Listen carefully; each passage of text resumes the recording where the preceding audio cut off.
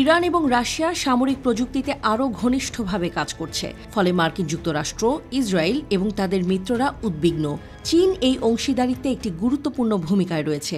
সম্প্রতি রাশিয়া যেমন ইউক্রেনে যুদ্ধ করছে, তেমনি ইরানের কাছ থেকে ব্যাপক হারে অস্ত্র প্রযুক্তি কিনেছে। একটি উদাহরণ হল শাহেদ 136 কামিকাজি ড্রোন। রাশিয়া এই ড্রোনের জন্য $1.75 বিলিয়ন ব্যয় করেছে। তারা শাহেদ ড্রোন উৎপাদনের প্রযুক্তিও শিখেছে।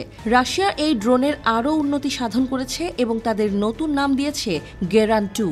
বিশেষজ্ঞরা মনে করেন শাহেদ ড্রোনের এই আপডেট সংস্করণ ইরানের জন্যও কাজে আসতে পারে। ইরান রাশিয়ার অন্যান্য সামরিক প্রযুক্তিতেও আগ্রহী।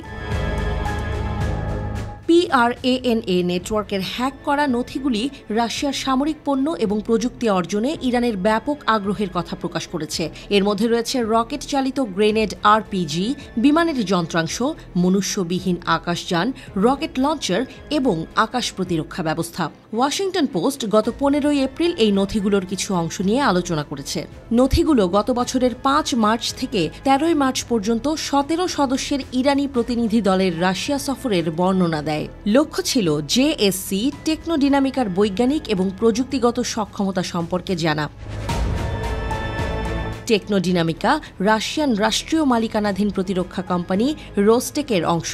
টেকনোডিনামিকা যদিও প্রকাশ্যে বেসামরিক বিমান চলাচলের জন্য যন্ত্রাংশ তৈরির কথা বলে, তবে প্রতিষ্ঠানটি সামরিক পণ্যও তৈরি করে। রাশিয়ার সশস্ত্র বাহিনীকে সামরিক পণ্য সরবরাহের জন্য যুক্তরাষ্ট্র এবং EU সহ বেশ কয়েকটি দেশ টেকনোডিনামিকার ওপর নিষেধাজ্ঞা আরোপ করেছে। ইরানি প্রতিনিধি দল গত 6 মার্চ মস্কোতে টেকনোডিনামিকার সদর দফতর পরিদর্শন করেন। এর কাছাকাছি আরও 2টি কোম্পানিও পরিদর্শন করেন। কোম্পানি দুটোর নাম রুমিয়ানসেভ IGO JSC এবং JSC NPO প্রিবর। এরপর প্রতিনিধি দল 2টি দলে বিভক্ত হয়ে যায়। একটি দল কুলস JSC প্লানাটা এবং JSC NPP স্টার্ট দেখার জন্য একাতেরিনবার্গে গিয়েছিলেন। অন্য দলটি মস্কোতে NIIPH FNPC JSC CNTU dynamics এবং JSC NPO অ্যালয় পরিদর্শন করে।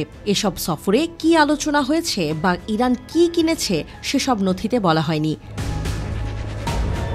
ইরান রুমায়েন্টসেভ IGO JSC থেকে বিমানের জ্বালানি সিস্টেম এবং ইঞ্জিনের যন্ত্রাংশে আগ্রহী। তারা JSC NPO প্রিবর থেকে গ্রেনেড এবং JSC CNTU ডাইনামিক্স থেকে বিমানের সরঞ্জাম চায়। এর মধ্যে কয়েকটি কোম্পানি নিষেধাজ্ঞার আওতায় রয়েছে, যেমন JSC NPP স্টার্ট এবং JSC NPO অ্যালয় তাদের সামরিক কাজের জন্য যুক্তরাষ্ট্র এবং EUর নিষেধাজ্ঞায় রয়েছে। তা সত্ত্বেও ইরান সামরিক প্রযুক্তি নিয়ে আলোচনা করতে এই সংস্থাগুলি পরিদর্শন করেছে।